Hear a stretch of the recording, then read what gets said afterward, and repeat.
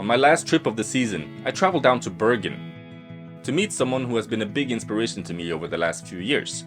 Hallstein and Daniela from NoWay Racing started a similar project to me about 3 years ago, when they decided to uproot everything in their life, change their whole life around, and sacrifice everything to go from the couch to the Africa Eco Race. We met about 3 years ago when they heard about my project to go to Africa. Your project is a little bit more extreme than mine was.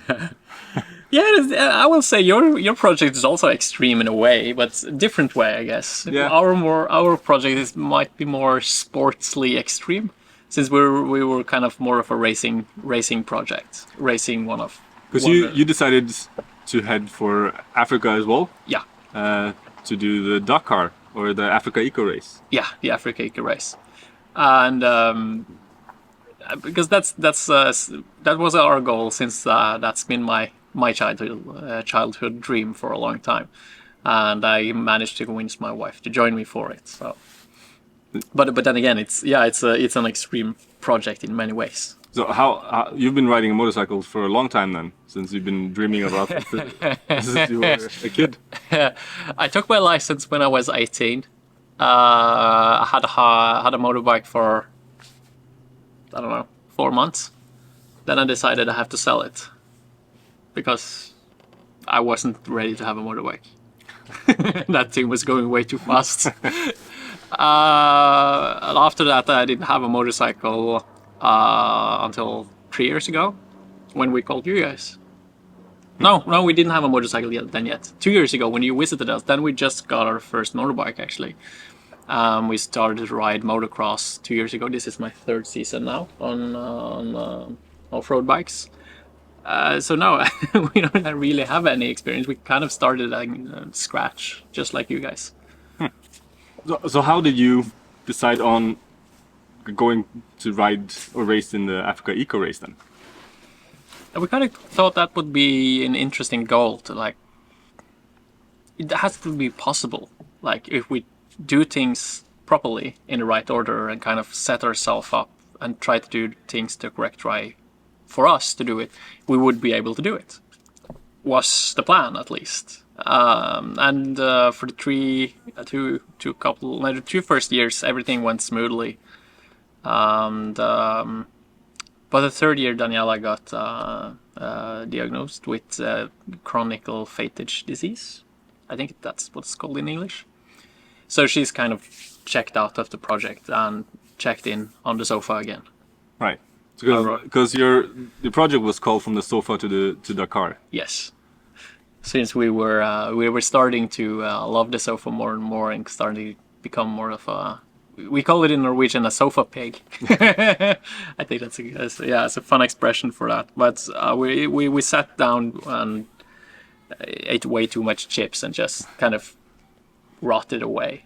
That's a very easy thing to do before you realize it. You just... Indeed. And we wanted to change our life, and the main goal of the entire project was, of course, to do the Africa Eco Race, but mainly also to just get in shape and change our lives. Like, started to train regularly, eat better, do better, think better, kind of trying to deal with our minds in a better way, and just do better in life. That's kind of what, when I first heard about your project, that really inspired me, because I was feeling the same way. I was just sick of everything and didn't have motivation to do anything. And that's kind of why I wanted to go to Africa as well. And so it's very inspiring to hear that you also felt this way and started a similar thing. Yeah. And you actually managed to turn your life around completely.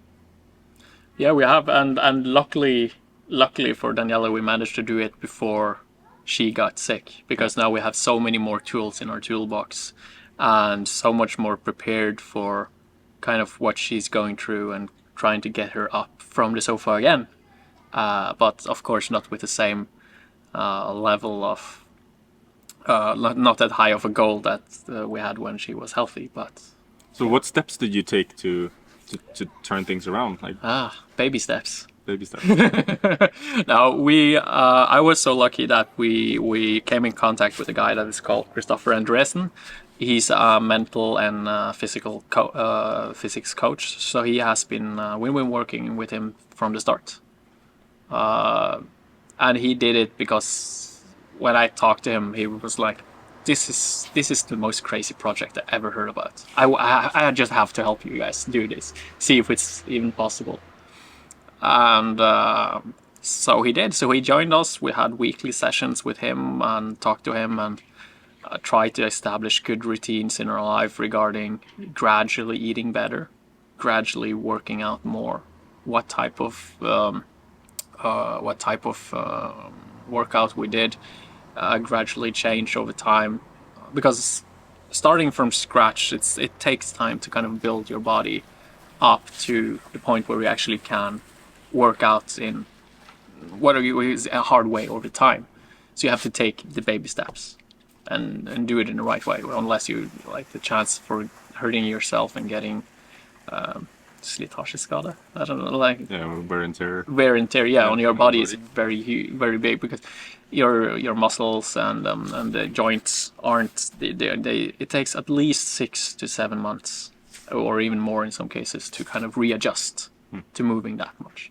So everything we've been on, I think we started, it's almost 1.5 years, kind of get from zero to kind of working out 3 to 4 times a week, and kind of following that program. And we did the same thing with food and nutrition as well. They're just starting gradually, changing our diet one step at a time, little bit. I think that first thing we worked on was just smaller portions, just a little bit smaller. And then we did that for quite a while, and then a little bit smaller again. And then we kind of, let's change out 1 or 2 meals a week with something else, something better. And kind of started to so we did things so gradually, we didn't even think about it. So now it's just how we live. We don't even think about it, because we kind of try to build this routine over time. How did you manage to stay motivated through this whole process, especially in the beginning? Basically, no, having someone to check in with every week or every other week for us has been the key, because every time he was away for some reason and we didn't speak to him for like 4 weeks, thing got really difficult really fast. Like, we kind of, I don't want to go out today, and it's easy. It's raining. Yeah, you kind of find excuses straight away, and like, now it's 2 weeks till we talk to Christopher again, so I'm gonna do it tomorrow. Like, classic. Yeah, I'm noticing that in myself. I want to do things, but then I just talk myself out of it all the time. So having that person, doesn't matter who it is really, you just make a deal with someone. Just make sure that I do this. Let's talk once a week and make sure that I follow through. Like, I have to walk twice a week. I have to eat this and this, or just have someone to check in with, because it really helps. It really helps a lot. Yeah. Then you're sort of not doing it for yourself. You're doing it because you have someone else relying on you in a way. They will kind of push you a little bit as well. Like, why didn't you do it? Yeah, but what stopped you from doing it? Why? Yeah. Like, so you can, but. You run out of excuses. Okay.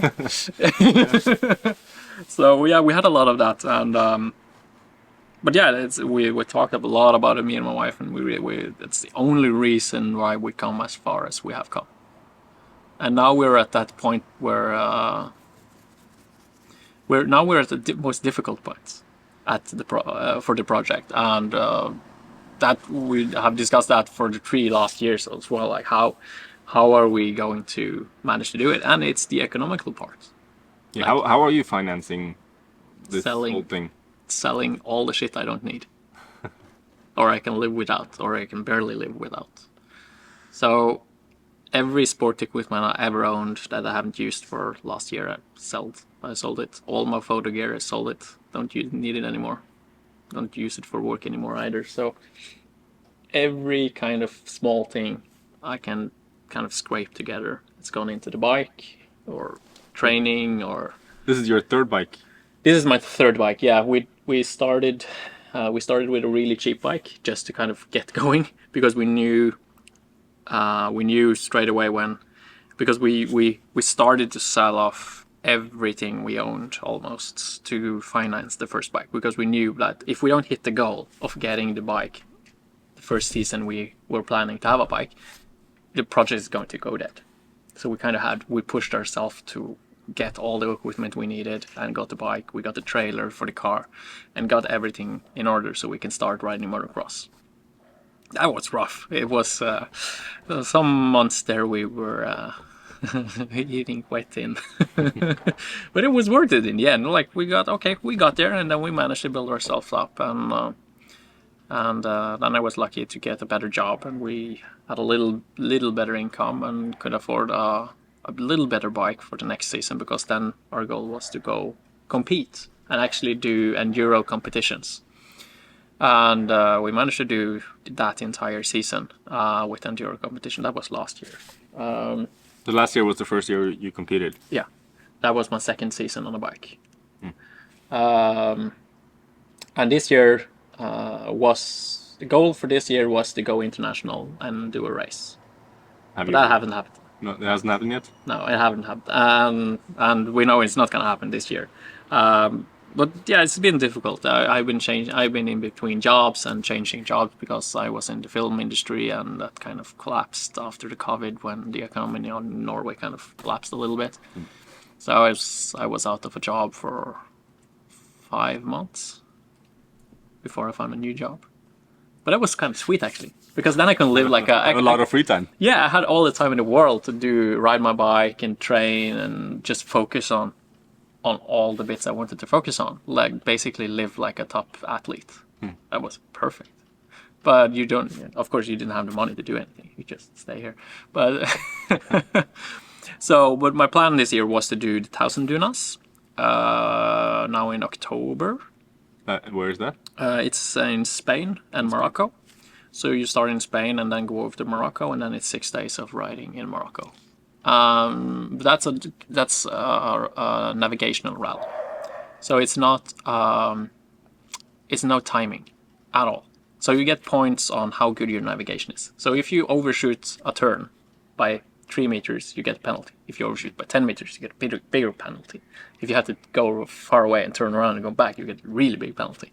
So I wanted to do that race just to get better at the navigational part. Because that's why I also wanted to start with smaller races like the 1,000 dunas and Rally Breslau that I'm doing next year, just to work on the navigational skill, because that's one of the most important things to I can bring with me into the Africa race.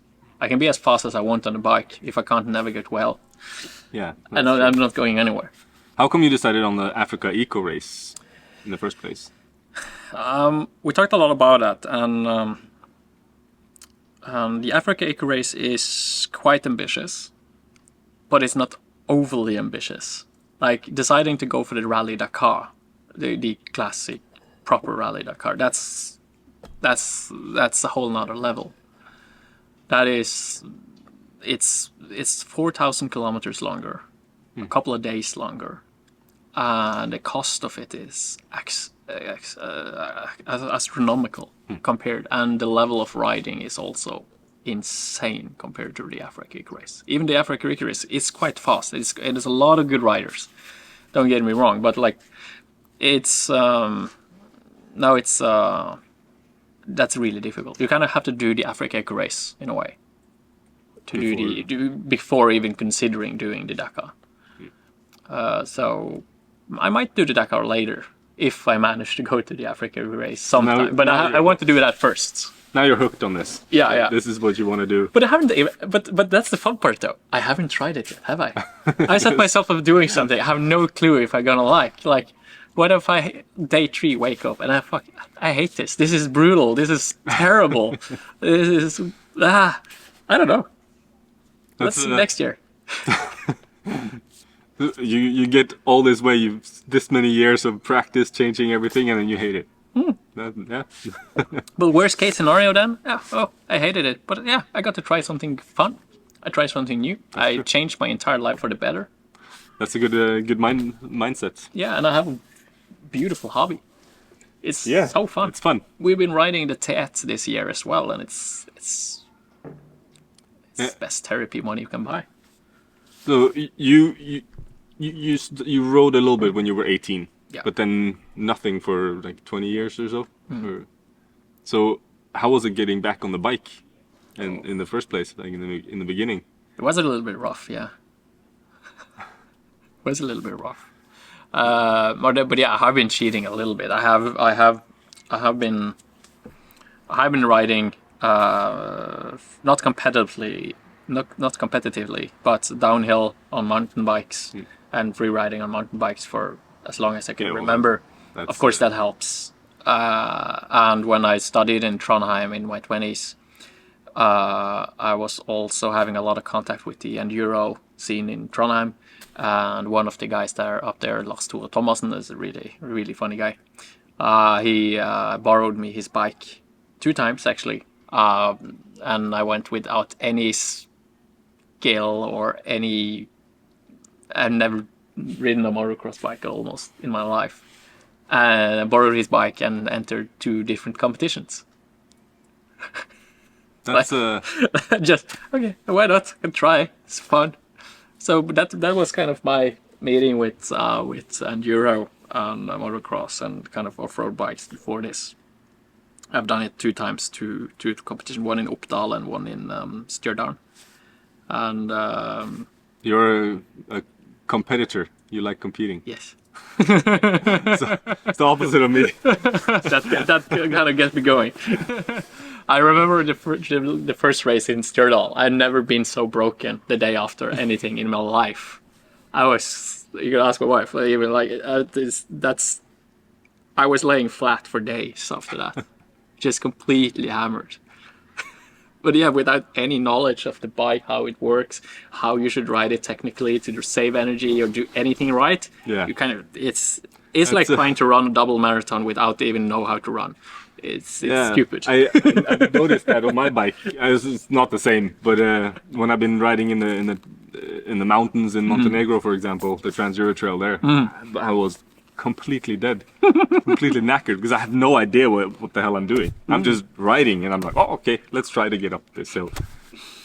So, the last 2-3 years now, all of the main focus have been trying to kind of read up on the techniques of riding a bike before we even started riding the bike. Just to try to get things going in the right direction from the start. Because we know that if you start building the wrong kind of technique, you've been building the wrong habits around something, it's very difficult to change it later. Yeah. So it's trying to learn how to ride a bike in a good way from the start. That was kind of the main goal. And it has worked. Absolutely. But now I'm at we have a steep learning curve up to where we are now. But now we're at that point. It takes immensely a lot of work and mind work, of course, to kind of get to the next level of riding. I'm really you kind of feel that you're getting older. You're pushing a little bit over 30 now. And you can feel your head screaming at you when you're trying to jump the bike. And like, no! Yeah. So I have a lot of work to do there to kind of get tougher on the bike compared to jumping and getting the control in the air. And a lot of work still. So when are you planning on doing the Africa Eco Race? The goal from the start has been to try to do it in 2026. So that will be from Christmas Eve 2025 to 2026, that January. But at this point in the project where we stand now, and with what is happening to Daniela, we're kind of that place that it will happen someday. I don't know when. You don't have a set deadline. No. My goal now is to just finish the Rally Breslau next summer. That's set. I managed to save up the funds for it, barely. And I will do that, and then I kind of have to take it from there. Right. Depending on how it goes, really. If it goes really poorly, then it's okay, this is a hobby. Then I have to spend some couple of years, save up, then we can do another small rally and just have fun with it. If it goes really well, like, okay, maybe we should try to push it and see if we can actually go somewhere. But I don't know. I just have to go down and test and see what it is. As I say, I might hate it day 3. So who knows? So has your motivation changed a little bit? Like in the beginning, you were like set on doing this thing absolutely. Oh yeah. Do you still feel that way, or is it a little bit more relaxed approach to it? It's a little bit more relaxed compared to the project because a lot have changed over the years and a lot have happened. And as we talked about earlier, like the main goal of the project was, of course, to try to finish the Africa gig race. But the undertones of the entire project has always been, or the main motivation for doing the project was always to change our lives. And we've done that. So in a way, we're successful. Like we done what we set out to do. So we kind of come to peace with, okay, we succeeded in a way. So if if the project kind of ends in, okay, I made a great new hobby, we changed our lives, I got to do a rally, hey. And you feel okay with that? Yeah, it's not like you would be bitter if you didn't get to do it? No? Then I will get a less competitive bike, and then I will get a tent on it, and I will go ride the tent, and have really fun. Drink a lot of good coffee. Coffee. Yeah.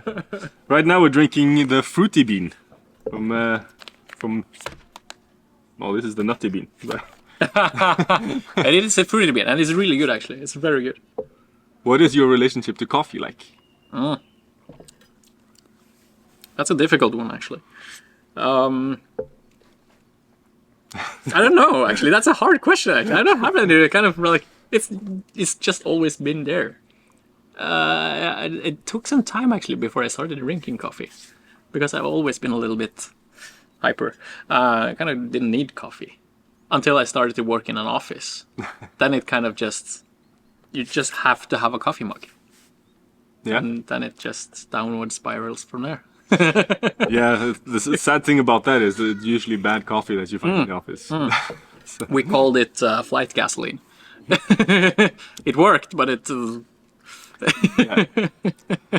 wasn't any good. Do you have any other hobbies? Like for me, motorcycles started just completely random, but coffee is my main hobby. But for you started motorcycles also a little bit. It's been a part of your life a little bit, but you started this quite kind of random. Do you have any other like big hobbies? I used to have photography as my main hobby. I used to started to take pictures, I don't know, late high school, and started my kind of education in that direction as well, with the media and communication, and always was taking a lot of photos everywhere I was going, and loved that for years and years and years, and started to work with it, and ended up hating it. Because I worked with it. Because every time I now take a camera, it's work. So you're not enjoying it anymore? No, so the passion is completely gone. That's good. Yeah, it's kind of rubbish actually. Yeah. Because it's very fun taking pictures. That's interesting. Yeah, I in one way I feel that's with coffee as well, because it started off just like now completely, it's work. Yeah, and it became work, and it's just what you do every single day. Yeah, exactly. And it's what you have to do. Yeah, exactly. So it becomes less fun. So now this is my hobby. Absolutely. So this 100%. Is never going to be your work. No, maybe.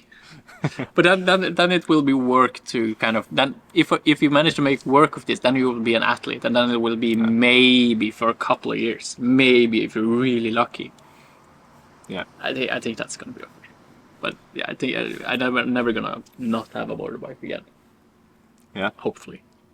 But you also had a Tenere. Yeah, you actually had a very familiar. Yeah, Tenere. We had Pia's old Tenere. Yeah.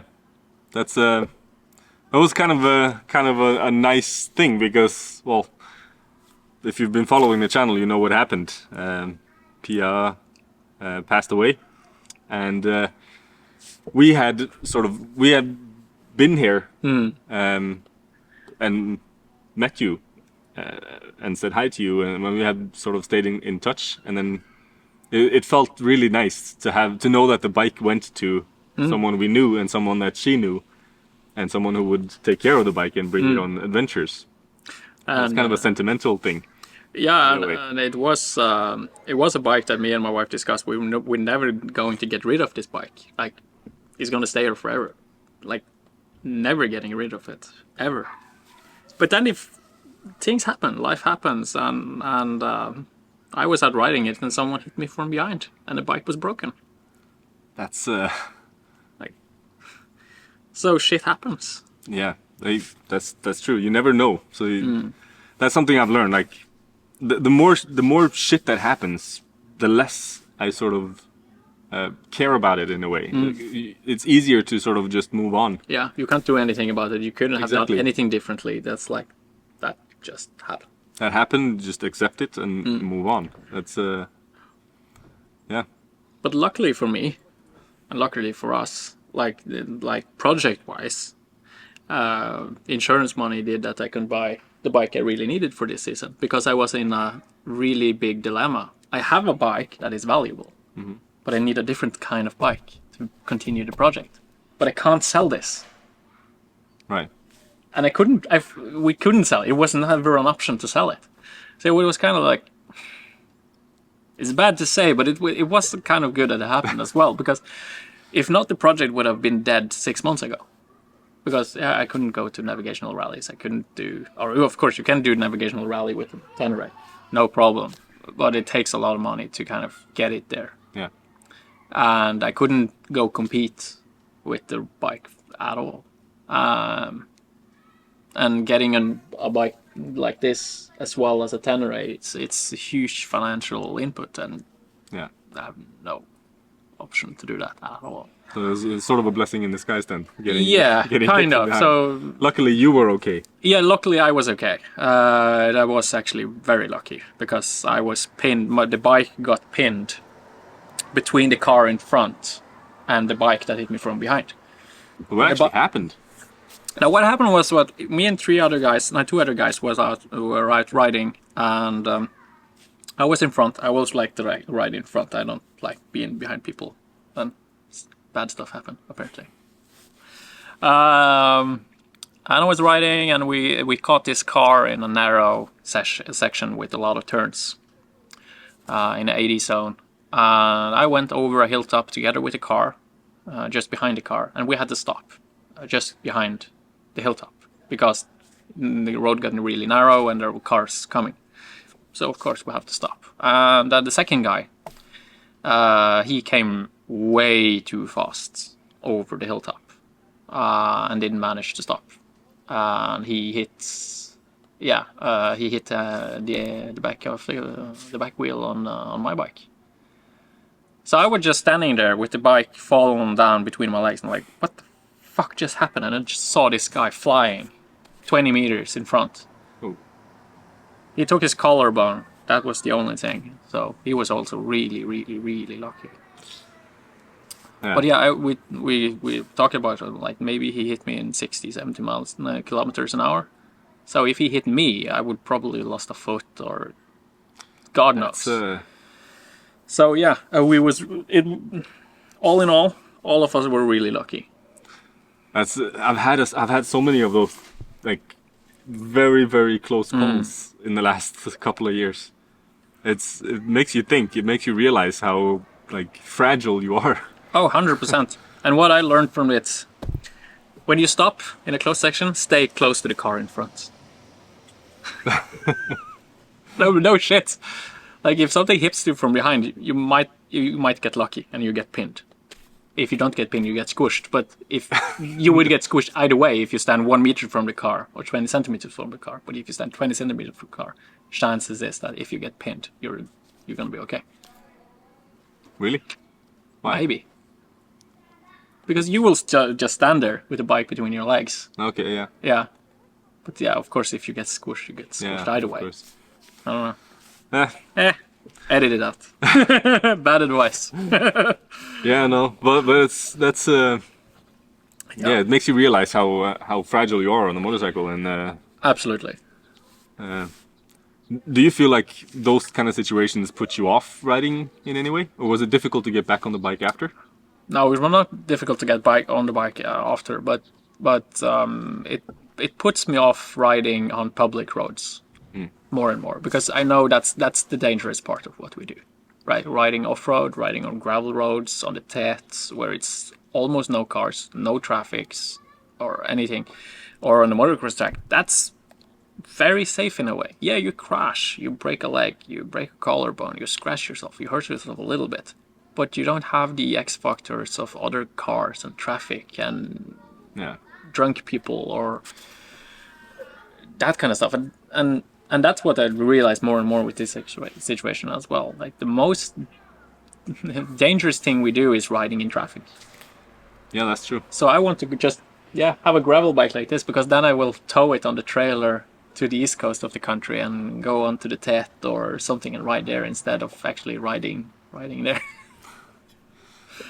Yeah. So, do you think this is the type of bike that you're gonna stay with for? Probably getting something similar. I might actually go for a T7 or similar bikes as well, because it's as you say, it's very nice, especially for TET. If you're going a long way, if you're maybe going to be away for a couple of weeks and doing doing large sections of the TET, it's nice with a bigger bike. Do you plan on, or do you want to go on like bigger adventures in the future? Like, absolutely.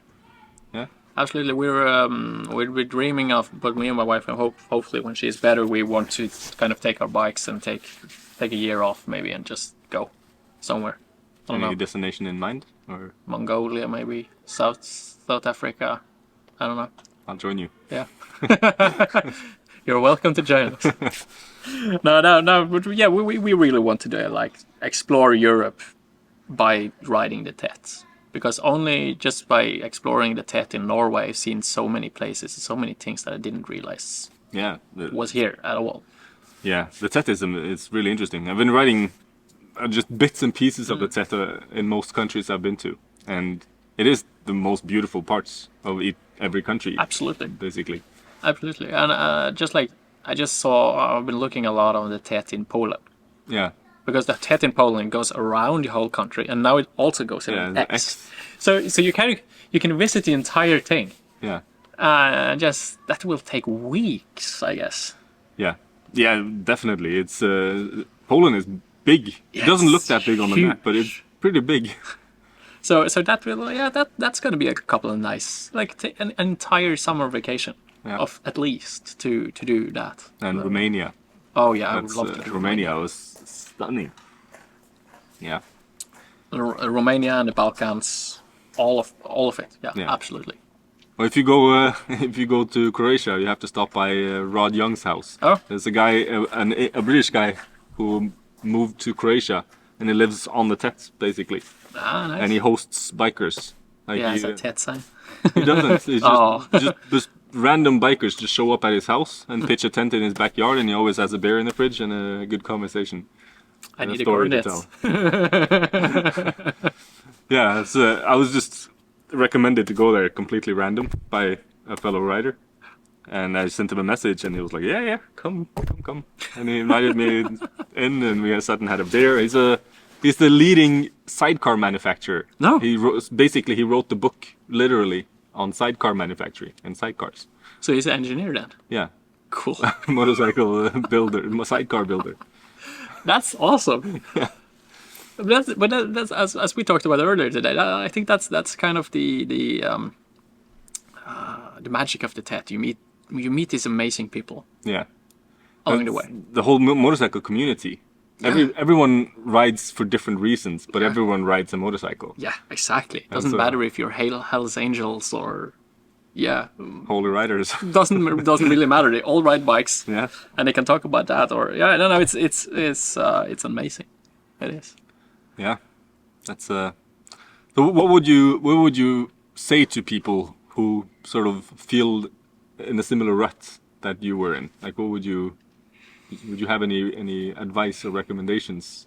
If you're in a situation where you feel stuck or you feel like if you feel stuck, find some motivation, find some goal. Doesn't matter big or small, just try to go for it. And as we talked about earlier, try to find people that can help you along the way, because everyone you talk or if you talk to people, you will find people that can help you. And if you talk to enough people, you will always find people that have been in a similar situation a similar situation that can also help you. But set yourself a goal and try to work towards it. Try to find small baby steps all the way. And try to find baby steps that will help you on the way. And think of it this way, like if you're gonna run a marathon. Now, if you're gonna walk past the entire country, like from the North Cape to the South Cape of Norway, for example, you have to take it one step at a time. You can't do it all at once. So it doesn't matter if you go out and run 10 kilometers and you tire yourself out. You will do that for 2 days and then you're done. Then you can't do it anymore. But if you go out walk every day, start with 1 kilometer first day. Then the next week you will do 2 kilometers. And 4 weeks after you can do 6. So baby steps. That's the key. Like baby steps, and try to keep the consistency up. Yeah, because that's the key. If you tire yourself out, try to do too big of chunks, you just lose motivation because it's too high. I think that's where I fail all the time. I think it's very common to do that, and we've done that as well. Like I get overpsyched, like it's gonna be a competition in a couple of weeks, and now in a couple of months, and okay, now I have to start in the instance, and then you go at 10K, and you're like wear yourself out, and like lose all the motivation. I've been doing that my whole life. I go all in 100%, and then I collapse, and I'm dead for a month. But I think it's something that is hardwired into us. That like, you have to put the effort and you have to do it max every day. Then you kind of think, I'm gonna feel well. But as you say, it doesn't work. That doesn't. Yeah. I think I need to take your advice there, and because I feel after this whole trip now, I feel my body is broken, and I feel so like stiff and in pain and beaten up. I need to make a change, and I need to stick to it. That's good advice. Do you have any people who have like inspired you, motivated you, other than your trainer, like that you've been looking up to? Yeah, of course, but it's more like it's more like athletes and other athletes that I kind of look up and see what they have done and kind of what have they achieved, and the sports achievements they have done, like Paul Anders Ulvsæter, for example, Norwegian rally legend. Have you talked to him or been in contact with him? Yeah, we talked a little bit with him in the start of the project, and we talked to him, and we talked to Marius Helmersen, and what's he? Felix Jensen. That is also some other rally riders, and got their advice and kind of where should we start, because we didn't have a clue. But now I kind of always looked up to Paul Anders because he became one of the best rally riders in the world. Coming from a country that has really no tradition for motorsport at all. We have we don't have any kind of big in like, especially motocross and enduro. Yeah, there are maybe 1,000 riders in Norway, I guess, maybe, that do enduro. And so there aren't like this. It's not like a big sport here. But he has done almost on his own. He have managed to kind of progress and work and kind of getting there over time. He just managed to do it, and that's been really inspiring. Like to see how he kind of did it, and still doing it actually. Yeah, how old is he now? He must be. I don't know. I think he's. Sorry, Paul Anders, but I might think he's pushing towards 60. I don't know. He's getting there. But he is really a really good rider. Yeah. Last year he was riding a lot of the competitions, that was in an enduro that I was doing, and there is no way I can keep the pace. Is no way. Not yet. I have a lot still to do to get on pace with him. Yeah. He's twice my age. Oh, he's been doing it all his life. Yeah, I think it's 100 times the experience. Yeah. Plus. Yeah. Well, that's cool. Well, this was nice. Yeah, it was really nice seeing you again. Yeah. Thanks for inviting me, and we forgot to eat your wife's. We can enjoy them later. Yeah. No, but thanks for meeting me and having a coffee with me. Again. Welcome. It was really fun having you. And I guess we'll see each other again at some point in the future. Absolutely. Absolutely. It's been really fun actually meeting up somewhere and drinking coffee in the forest and doing something on the Tet. Absolutely. That'd be amazing. Now I'm going to stay in Norway for a bit, so maybe next year we can go for a few days on the Tet. Oh, that'd be amazing. Cool. Let's do that. Well, if you want to follow the progress, I guess you can follow NoWay Racing on Instagram. Absolutely. And, do you have any other channels or any other things? No other channels at the moment, no. So, yeah, just the Instagram. Do you have any sponsors or anything? Yeah, I have a few. We have a few sponsors. We're working closely with Mototrek in Sandnes. That is a motorcycle repair shop that specializes in tuning and suspension tuning. We also have Fuel of Norway, that is like energy drinks, or not energy drinks like Red Bull or anything, but like sporting energy drinks that you can have in your camelback. Really, really great stuff. And then we have Twin Pegs. That is a dual peg system that helps you ride, as they say, harder, longer. Ride faster, harder, longer. Sorry. Yeah. I don't know, something flew into my mouth. Extra proteins. Yeah. But yeah, we have the Twin Pegs. That is a dual peg system. I recommend actually checking it out. I was really skeptical at first because that extra peg, it's gonna be in the way. But it is game changer. It is a really game changer, especially for big adventure bikes when you stand a lot doing the Tet. So what is actually the difference? I've heard a lot about it, but I can't really visualize So on a standard foot peg, you have your foot peg, you have your brake paddle, and then you have a small peg in the back, like that. So you can lower it down or have it level with the other peg. So when you stand on your toe of your feet, like you should when you're riding off-road to have the best control, you can just put your heel down and you're standing nicely. So you're always in the attack position, but you can relax when you have to, and then you're up again, and then you can relax. And you can put extra weight on the back wheel if you need to, if you hit a muddy section or a steep section, without kind of moving your body backward and getting tired from kind of moving it up. So it's a much more relaxed way of riding, especially if you're a rider that likes to go fast, like to hit the gas when you're coming out of a corner. We all like that. You can kind of just put your heel down and get that momentum, because then you're standing with the heel in the bike and pushing the bike. So you won't get that. You won't get dragged. So you won't get tired in your arms anymore when you're riding with the twin pegs. So I recommend everyone to try the twin pegs, even though you're kind of skeptical, thinking that might be in the way. Everyone that tried it loved it. Yeah, I would love to try it. Yeah. He makes it for the Tenere. Yeah, of course. He makes it for all the classic and adventure bikes. And if he doesn't have one, he usually will make one. Yeah.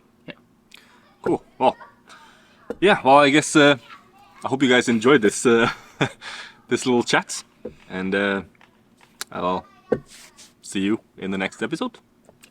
Cheers.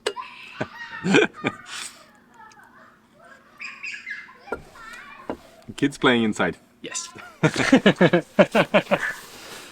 Cool. Ja, men takk for praten. Det var veldig hyggelig. Ja. Takk for at du stilte opp. Det var bare hyggelig, det. Og en god unnskyldning til å sitte ute og drikke kaffe, og så kan noen her igjen. Det blir ikke bedre enn det.